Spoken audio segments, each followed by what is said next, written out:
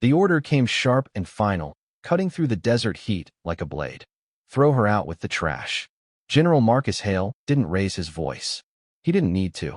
3 soldiers turned towards Sergeant Reyes, hands already reaching, faces twisted with the kind of obedience that doesn't ask questions.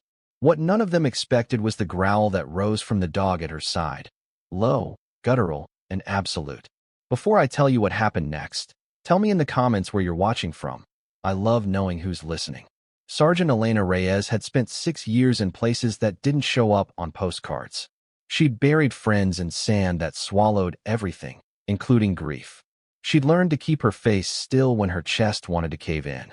But nothing in those 6 years had prepared her for this moment, standing outside the supply depot with her back against a dumpster, watching 3 men she'd once trusted approach her like she was cargo to be disposed of. It had started over a report. Elena had flagged irregularities in a supply manifest, discrepancies that pointed towards someone skimming equipment meant for forward units. She hadn't named names. She hadn't needed to. The general's nephew worked logistics, and the math wasn't hard to do.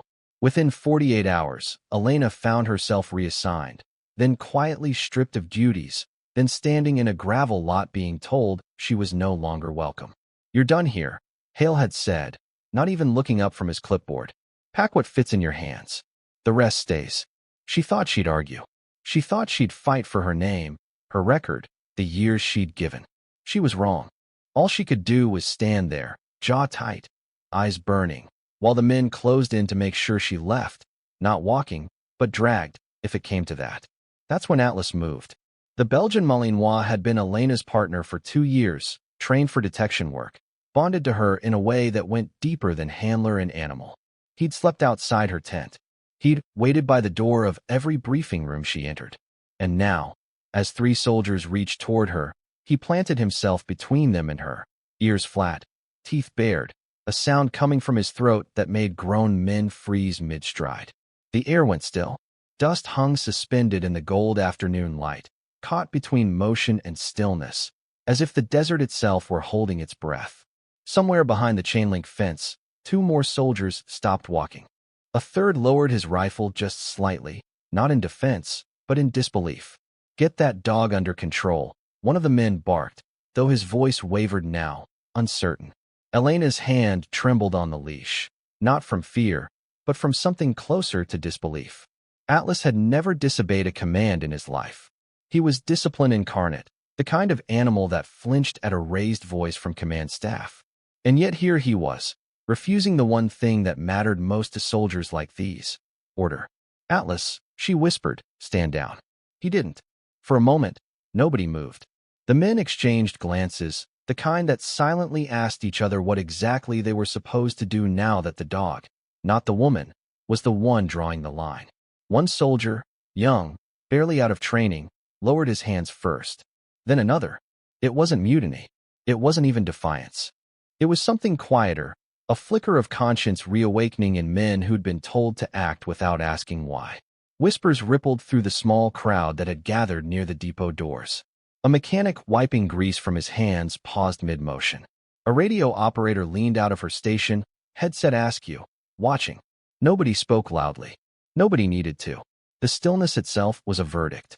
Then General Hale stepped forward, his voice climbing in volume, ordering the men to finish what they started, to remove the dog by force if necessary. That was the moment doubt cracked through the company's silence.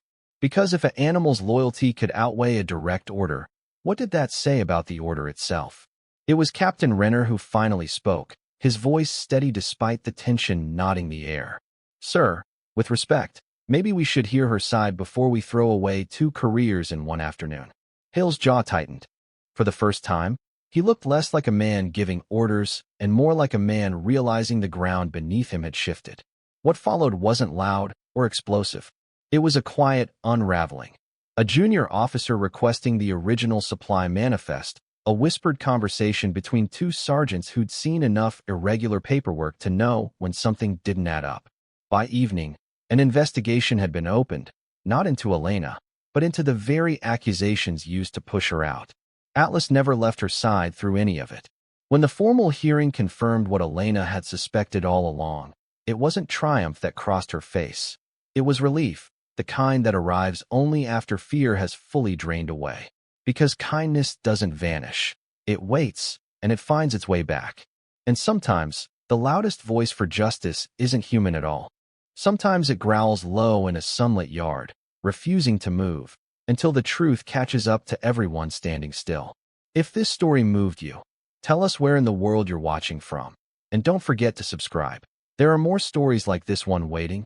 Stories about loyalty that refuses to bend and courage that shows up exactly when it's needed most.